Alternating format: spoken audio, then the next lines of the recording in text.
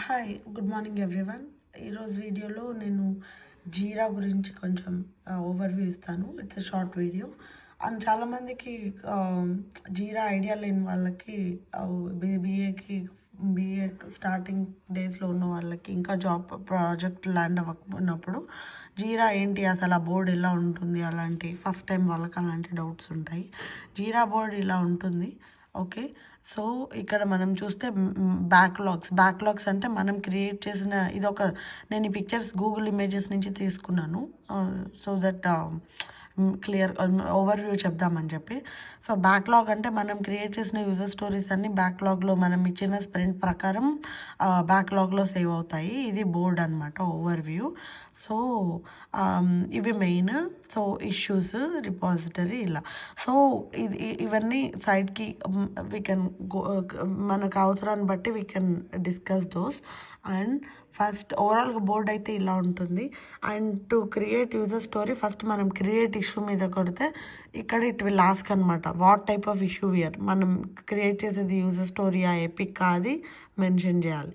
Mention చేసి summary అంటే మనం title, what is the title of user story. ఇక్కడ additional design modules, let's say if you want to create a regulatory UI or any company UI, అలా add logo button to regulatory UI or else అలాంటివేవో ఒకటి title as per the need ఇవ్వాలి. And డిస్క్రిప్షన్లో మనం క్లియర్గా ఎవరి perspective నుంచి మనం స్టేక్ హోల్డర్ రిక్వైర్మెంట్ రాస్తున్నామో అది. యూజర్ స్టోరీకి టెంప్లెట్ ఇదేనండి. ఓకే, సో ఇది ఇక్కడ మనం బ్యాక్ ఎండ్ ఈ సో ఎగ్జాంపుల్కి back end CM as user point of view నుంచి రాస్తున్నాము.